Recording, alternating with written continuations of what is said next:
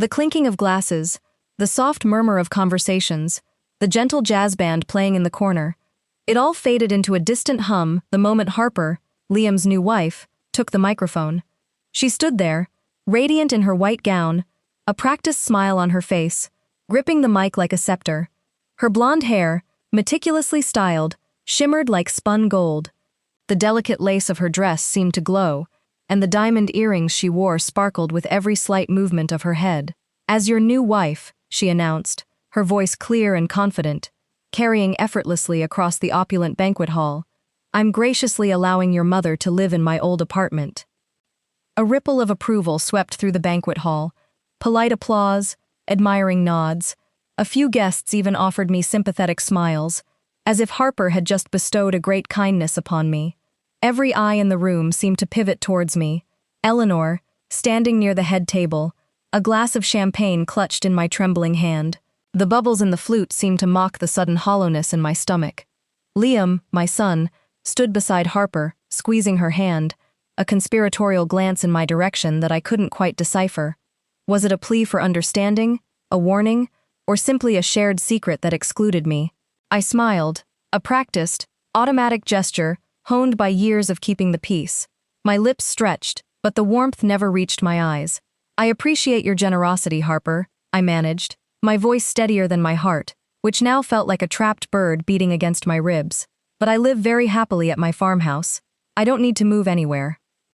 The silence that followed was thick, uncomfortable, like a heavy velvet curtain dropping over the room.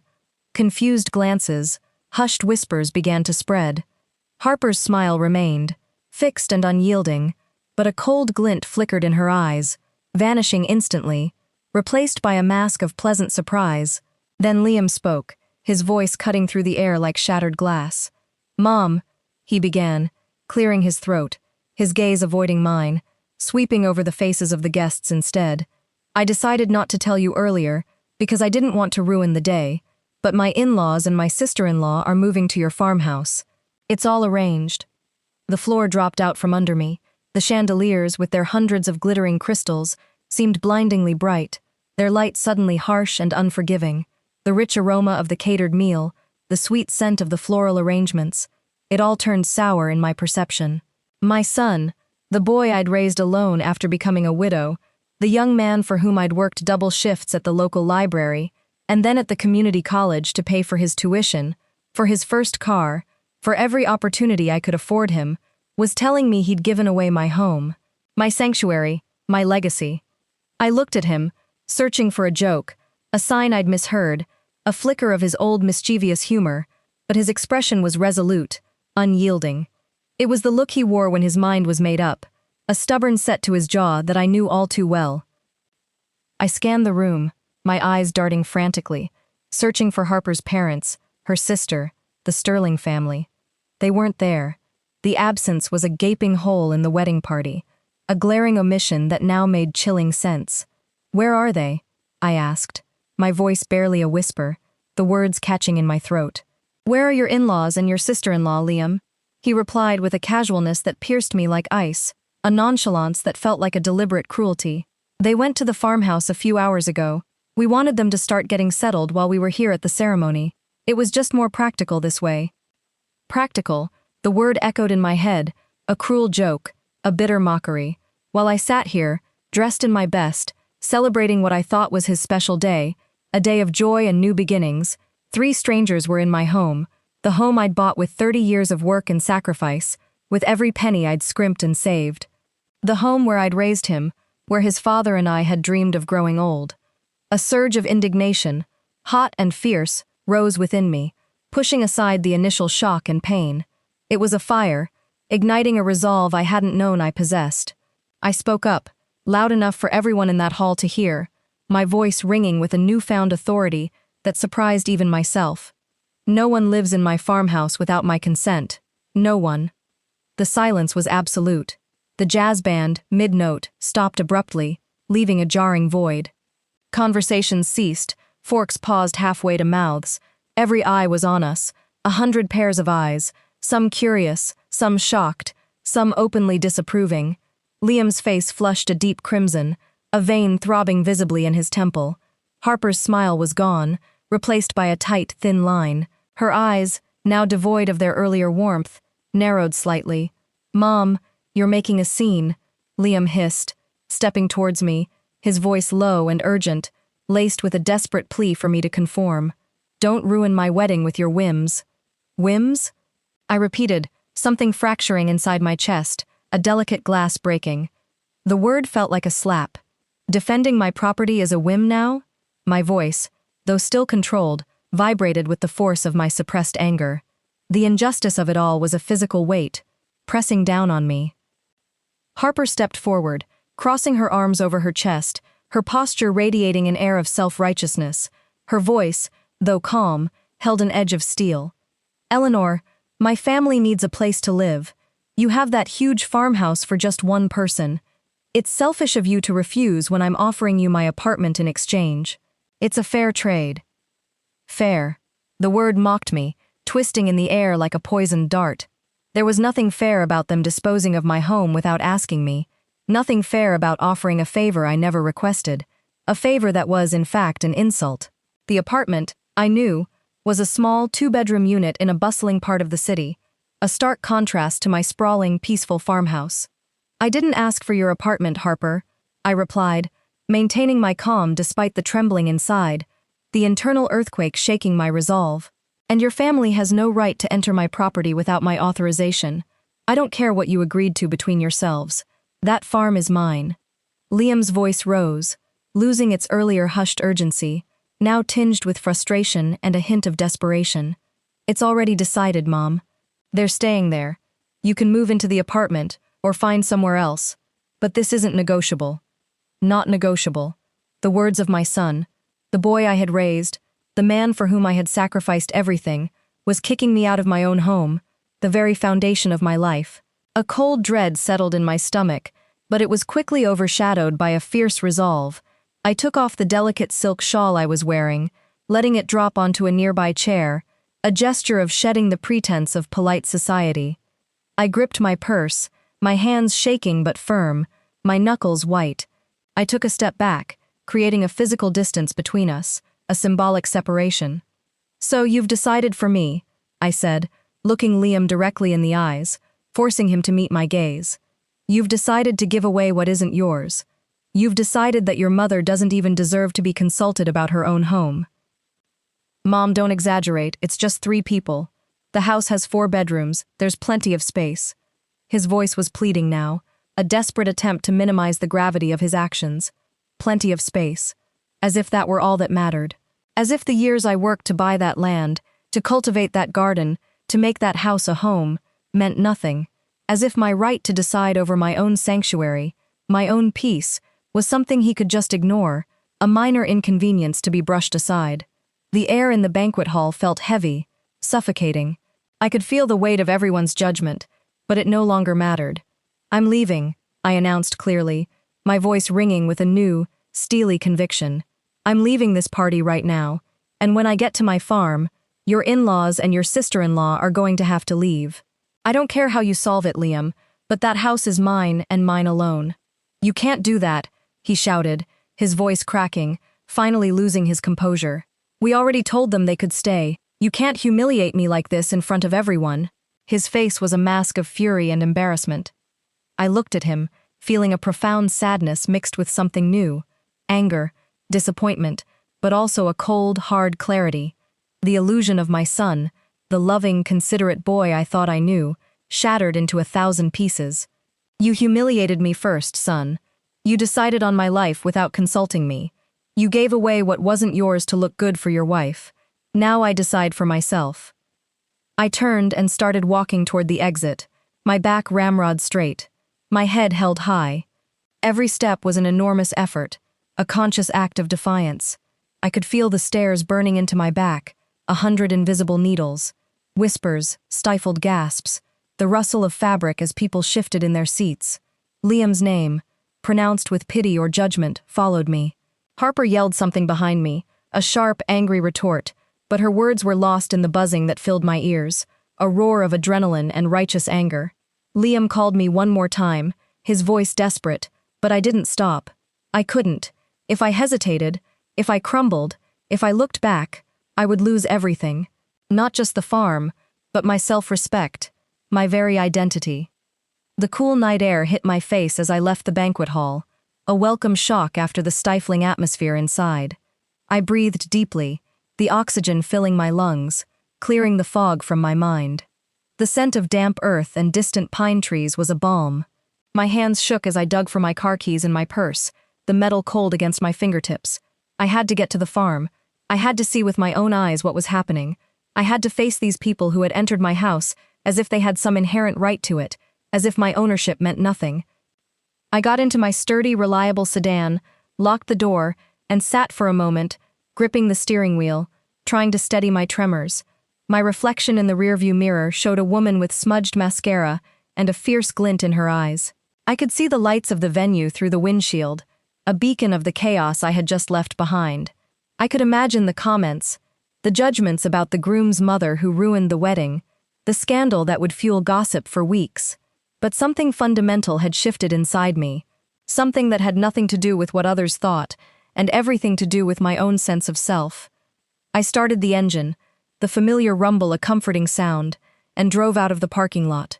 The road to the farmhouse was dark, familiar, winding through quiet country lanes. The city lights faded behind me, replaced by the vast, inky blackness of the rural sky, dotted with a million stars. It had been 20 years since I bought that property, 20 years since I signed the papers with shaking hands, unable to believe I finally had something of my own. A place where no one could tell me what to do, a place I had built with my own 2 hands, brick by brick, dream by dream. As I drove, the initial surge of adrenaline began to recede, replaced by a gnawing anxiety. A voice in my head began to whisper doubts, insidious and persistent. What are you going to do when you arrive? How are you going to get 3 people out of your house? Do you have any legal right to kick them out? Or is Liam right and you're just being difficult? What if they refuse to leave? What if it escalates? I shook my head, trying to silence those voices, to push them back into the shadows. No, I had every right. The property was in my name. I had paid every cent of the mortgage, every property tax, every utility bill. I was the legal owner, and no one could stay there without my consent. But still, fear tightened my stomach, a cold knot of apprehension. I took out my cell phone. I needed to talk to someone, needed advice, needed a steady voice to anchor me. I thought about calling old coworkers, my cousin Mary, but then I remembered Sarah, my neighbor, my friend, my confidant. She lived just a few miles from the farm, a beacon of common sense and unwavering loyalty. I called her, my voice trembling as I recounted the events of the evening, the words tumbling out in a rush. Sarah listened, calm and steady, her voice a soothing balm over the phone line. "Eleanor," she said, her tone firm, "you are the owner. They are trespassing. Call the police if you have to. But you go to your home and you stand your ground. Don't let them intimidate you." Her words were a lifeline, a reaffirmation of my rights, a much-needed injection of courage. When I pulled into my driveway, the farmhouse was lit up like a Christmas tree, every window glowing with an unnatural brightness.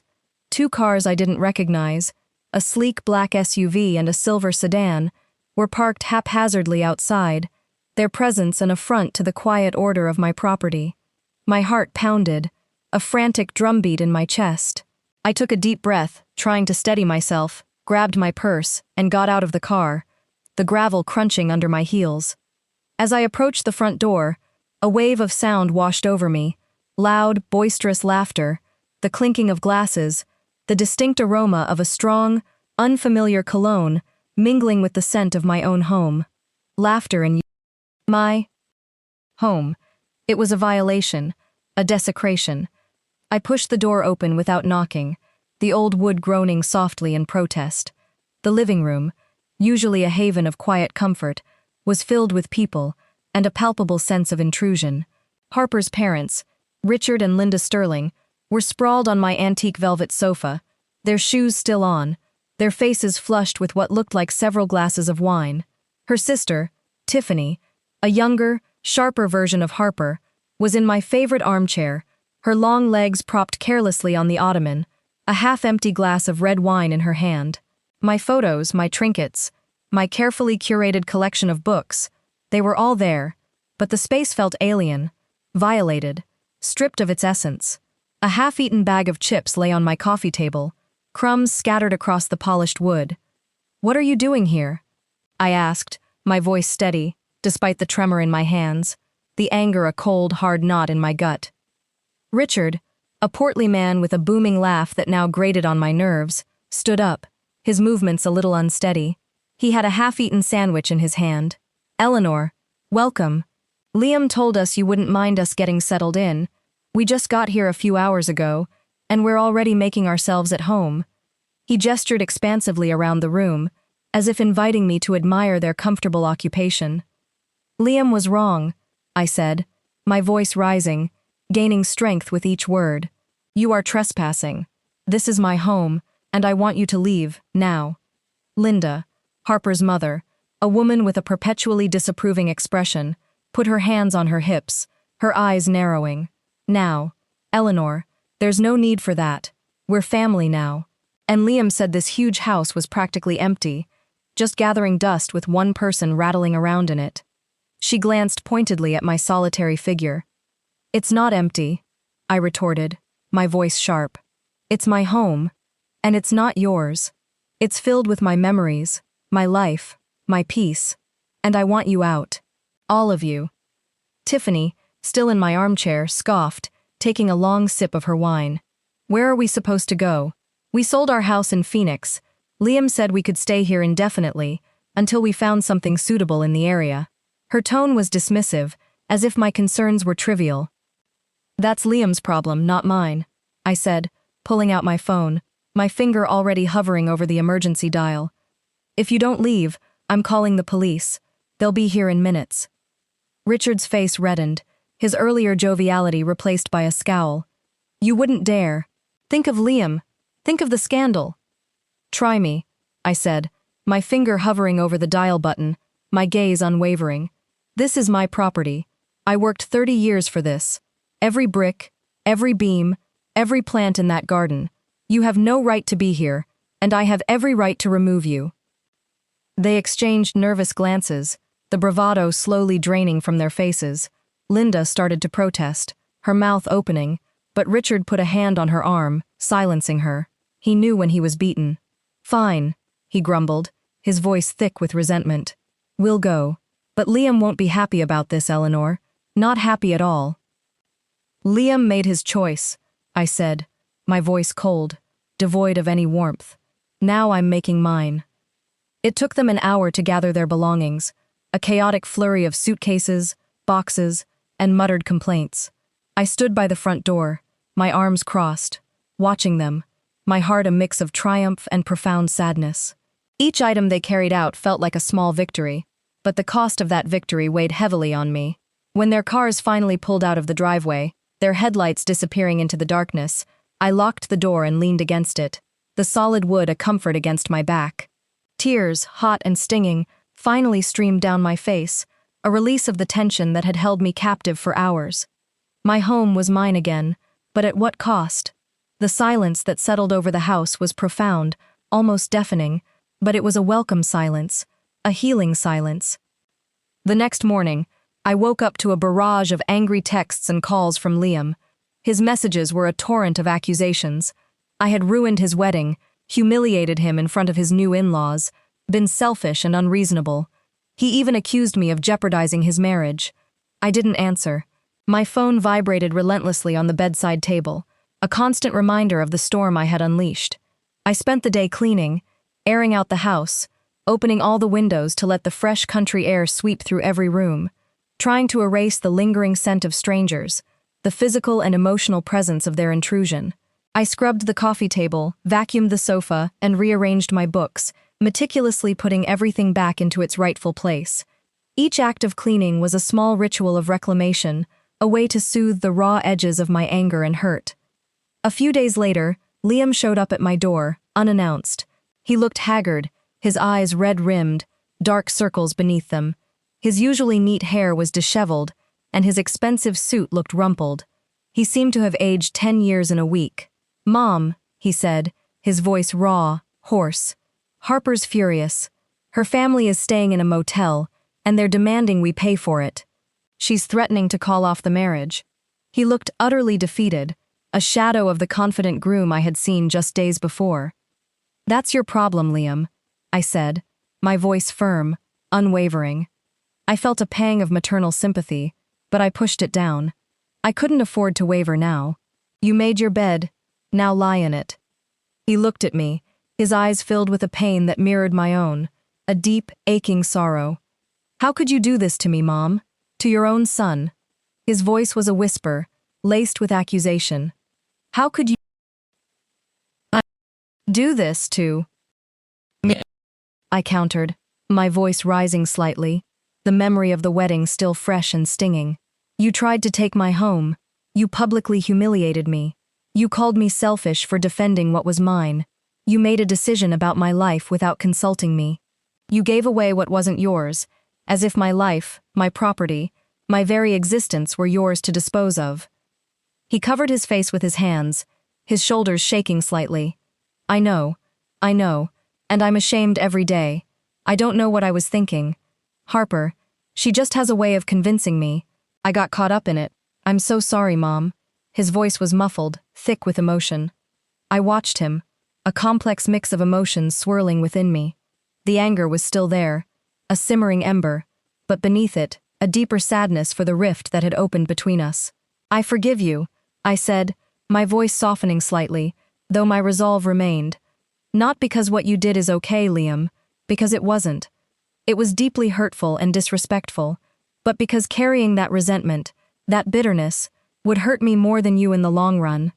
It would poison my own peace, but that doesn't mean things go back to how they were. Not immediately, not easily. He looked at me, his eyes red and swollen, hope flickering in their depths. What does it mean then? It means you have to earn my trust again. It means you will respect my boundaries and my decisions. It means you are never again going to try to manipulate or pressure me to do something I don't want to do, especially when it concerns my home, my finances, or my life. And it means your relationship with Harper and her family is your problem, not mine. I will not be involved in their housing arrangements, their financial woes, or their marital disputes. Liam nodded slowly, absorbing my words, his expression solemn. I understand. I promise you, Mom. I'm going to be better. I'm going to be the son I always should have been. I'll make it up to you. Don't make me promises, son, I replied, a faint, weary smile touching my lips. Show me with actions. Show me with consistent respect and consideration. That's the only way forward. We sat for a few minutes longer in silence. It wasn't an uncomfortable silence now. It was a silence of understanding, of acceptance, of a new beginning that would have to be built with patience, brick by painful brick. The air between us, though still fragile, felt less charged, less hostile. How are you? He asked finally, breaking the quiet, his voice softer, more genuinely concerned. How is the farm? It's beautiful, I replied with a small, genuine smile, a warmth spreading through me as I thought of my sanctuary. I've made a lot of improvements since you were last here. I installed solar panels on the roof, so I'm almost entirely off the grid now, and I built a greenhouse, a proper one, so I grow my own vegetables all year round. It's thriving. I'd like to see it someday, he said timidly, his gaze dropping to his hands. The solar panels, the greenhouse, that sounds amazing. If I allow it, someday, I replied, my voice gentle but firm, when we are both ready, when the dust has truly settled, and we've both had time to heal. We said goodbye with a brief hug. It wasn't the warm, enveloping hug of before, the kind that spoke of unconditional love and shared history. It was tentative, a little awkward, but it was a start. I watched him walk away, his shoulders still slumped, feeling a mix of sadness and hope. Sadness for everything we had lost, for the innocence of our old relationship. Hope that perhaps with time and effort, we could build something new, something stronger, something founded on mutual respect.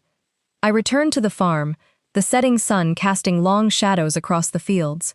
The solar panels on the roof gleamed, catching the last rays of light. The greenhouse was a vibrant tapestry of green, healthy plants, promising future harvests. The freshly painted walls of the house, a soft sage green, looked beautiful under the clear evening light. This was my home, my sanctuary, my achievement. I sat on the porch swing with a steaming cup of herbal tea, the scent of chamomile rising to meet me, and looked at the horizon, watching the sky turn from fiery orange to soft lavender. Life had taught me hard lessons in these last months. It had taught me that self-love is not selfishness, that setting boundaries is not cruelty, that defending what is yours does not make you a bad person. It had also taught me that it is never too late to take control of your own life, that at 64, you can still be brave, that you can still reinvent yourself, that you can still choose your own happiness, fiercely and unapologetically. Sarah arrived that afternoon, as she always did on Thursdays, her old pickup truck rattling up the driveway. She brought a loaf of her famous sourdough bread, still warm from the oven, and a small jar of homemade strawberry jam. We sat together on the porch, the gentle creak of the swing a rhythmic counterpoint to our conversation. I told her about my meeting with Liam, recounting the raw honesty of our exchange. She listened intently, her kind eyes never leaving my face, and then smiled, a knowing, approving smile. "You did the right thing, Eleanor," she told me, her voice soft but firm. "You gave him a chance, but you didn't gift him your trust. He has to earn that back, piece by piece." "That's right," I replied, feeling a profound sense of peace settle in my heart, a quiet contentment that had been missing for too long. "And I'm ready for that work, for both of us." And that night, as the first stars began to appear in the vast inky sky, I walked through my farm, the cool night air a gentle caress on my skin. I touched the rough bark of the apple trees I had planted years ago, their branches heavy with ripening fruit. I smelled the sweet fragrance of the honeysuckle I had cultivated along the fence line. I went into the greenhouse, the air warm and humid, and checked on my plants, their leaves vibrant and green under the soft glow of the grow lights. All this was mine. I had built it with my work, with my sacrifice, with my determination. I stood in the middle of the garden, surrounded by the quiet hum of nature, and breathed the fresh night air, deeply, fully. For the first time in my life, I felt completely free, free of expectations I couldn't meet, free of sacrifices no one valued, free of being who others wanted me to be. Now I was simply Eleanor, a 64-year-old woman who had learned to defend herself, a woman who had reclaimed her dignity, a woman who had found her own voice, and was never again going to allow anyone to silence her. The future was uncertain. I didn't know if Liam would really change, if his promises would translate into consistent action. I didn't know if our relationship would fully repair, if the deep cracks could ever be truly mended. I didn't know what awaited me in the coming years, what challenges or joys lay ahead. But what I did know, with an unshakable certainty, was this: my farm was mine, my life was mine, my decisions were mine, and no one, absolutely no one, was going to take that from me again. I went into the house, locked the door, and turned on the lights, bathing the familiar rooms in a warm, inviting glow. Everything was in its place, everything was exactly how I wanted it. This was my house, this was my home, this was my sanctuary, and I was at peace. Finally, after a lifetime of giving, of sacrificing, of putting others first, I was living for myself. And that feeling was more powerful, more liberating, more satisfying than anything I had experienced before. I went to bed that night with a smile on my face, the soft cotton sheets a comforting embrace. Tomorrow would be another day on my farm, another day of my life, another day of being completely, genuinely free. The following weeks brought a fragile truce. Liam called occasionally, his tone still somewhat subdued but genuinely apologetic. He didn't ask for favors, didn't mention Harper or her family, and listened when I spoke about the farm. It was a small step, but a meaningful one. I found myself looking forward to his calls, a tiny seed of hope beginning to sprout in the fertile ground of my heart. I even started sending him photos of the greenhouse, of the first ripe tomatoes, the vibrant peppers, the sweet-smelling herbs. He responded with genuine enthusiasm, asking questions about my gardening techniques, a familiar curiosity returning to his voice. One afternoon, as I was pruning the rose bushes near the porch, a sleek black car pulled up the driveway. It wasn't Liam's car, nor was it the Sterling's SUV. A woman emerged, tall and elegant, with a perfectly coiffed blonde bob and an expensive silk scarf tied around her neck. It was Harper. My heart gave a jolt, a mix of apprehension and a strange, almost defiant curiosity. I straightened up, wiping my hands on my gardening gloves, my posture unconsciously stiffening. "Eleanor," she said, her voice cool and composed, but with an underlying tension I hadn't heard before. She wasn't smiling. "We need to talk." I leaned against the porch railing, crossing my arms. "I don't think we have anything to talk about, Harper. My position is clear." She sighed, a theatrical puff of air. "Liam is miserable. He's caught between us, and it's tearing him apart. My parents are still in that dreadful motel, and they're demanding we pay for it. They're putting immense pressure on me, and I'm putting immense pressure on Liam. This whole situation is unsustainable." "That sounds like a lot of you problems, Harper," I replied, my voice even, betraying none of the internal turmoil her presence stirred. "As I told Liam, your family's housing is not my concern. My home is not a solution to your marital or financial difficulties." Her eyes narrowed, a flash of the cold glint I'd seen at the wedding. "You're being incredibly selfish, Eleanor. You have this enormous house, more space than you could ever need, and you're refusing to help your son, your own flesh and blood, when he's in a crisis." "Selfish?" I echoed, a bitter laugh escaping my lips. "Is it selfish to defend what is mine? Is it selfish to expect respect for my property, for my decisions?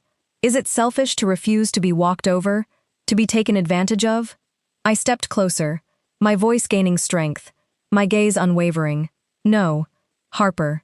What you and Liam tried to do was selfish. You tried to dispose of my life, my home, my peace, for your own convenience, and I won't allow it." She took a step back, clearly taken aback by my directness, by the fire in my eyes. The carefully constructed mask of composure faltered for a moment. "But we're family now," she tried again, her voice a little less confident. "Family doesn't steal from each other, Harper," I countered, the words sharp and precise. "Family doesn't humiliate each other. Family doesn't make decisions about each other's lives without consent. You and Liam broke that trust. Now you have to live with the consequences." A tense silence hung between us, broken only by the chirping of crickets and the distant caw of a crow. Harper's face was a study in conflicting emotions, anger, frustration, and a hint of something that looked suspiciously like fear. She realized then, I think, that I was not the accommodating, easily manipulated woman she had assumed me to be. The old Eleanor, the one who always kept the peace, was gone. "So what do you propose?" she finally asked, her voice tight, defeated. "I propose you and Liam find a solution that doesn't involve my property," I said, my voice firm. "I propose you respect my boundaries. I propose you understand that my relationship with my son is now based on mutual respect, not on my endless sacrifice. And I propose you leave my property now." She stared at me for a long moment, her jaw clenched, then turned abruptly and walked back to her car. She got in, slammed the door, and sped away, the tires kicking up a cloud of dust. I watched her go, a profound sense of relief washing over me, mingled with a quiet satisfaction. It wasn't a pleasant confrontation, but it was necessary. It was another brick in the foundation of my new, self-defined life. The air on the farm felt lighter after she left, as if a heavy cloud had dissipated. I finished pruning the roses, their fragrant petals a gentle reminder of beauty and resilience. The sun began to dip below the horizon, painting the sky in hues of orange and purple. I sat on the porch swing, sipping my tea, watching the stars emerge, one by one. The silence was no longer heavy with sadness, but filled with the gentle symphony of the night. Crickets, owls, the rustle of leaves in the breeze. Liam called later that evening, his voice strained. "Harper told me you had a talk," he said, a hint of accusation in his tone. "We did," I confirmed, my voice calm. I reiterated my boundaries. I believe it was a productive conversation. He sighed. "She's even angrier now. She says you're impossible." "Perhaps," I said, a small smile playing on my lips. "Or perhaps I'm just finally being myself. And perhaps she's not used to that." There was a long pause. I think I understand, Mom," he finally said, his voice softer, a hint of genuine reflection in it. "I'm sorry for putting you through all of this. I really am trying to fix things." "I know, son," I replied, my voice softening too, "and I appreciate that. It's not going to be easy, for any of us, But we'll get there, one step at a time. The road ahead was still long, still winding, still uncertain. But I was no longer walking it alone, nor was I walking it burdened by the expectations of others. I was walking it on my own terms, with my head held high, my heart open, and my spirit free. The farm, my sanctuary, was a testament to that freedom. Every sunrise over the fields, every vegetable harvested from the greenhouse, every quiet evening on the porch swing, was a reaffirmation of my choice, my strength, my unwavering resolve to live a life that was truly, authentically mine. And that, I realized, was the greatest legacy I could ever build. This story is a work of fiction. Any resemblance to real people, events, or places is purely coincidental.